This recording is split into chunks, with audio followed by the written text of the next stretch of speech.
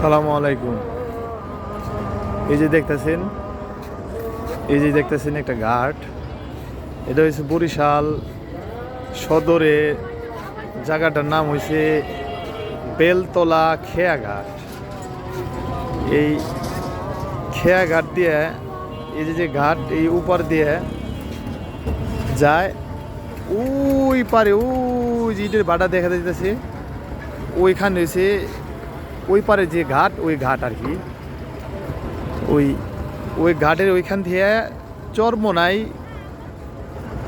যে জায়গাটা আছে, যে মাহফিল হয় চরমোনাইয়ের, এই চরমোনাইয়ের যে মাহফিল হয় ওইখান থেকে এই ঘাট দিয়ে ওই পারে পার হইলে বেশি সময় লাগে না, এই 20 টাকা আপনার রিক্সা ভাড়া লাগে।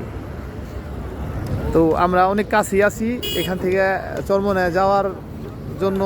27 তারিখে একটা মাহফিল আছে চরমোনাইয়ের, এটার দাওয়াত পাইছি 27 তারিখে চরমোনাই যাওয়ার উদ্দেশ্যে।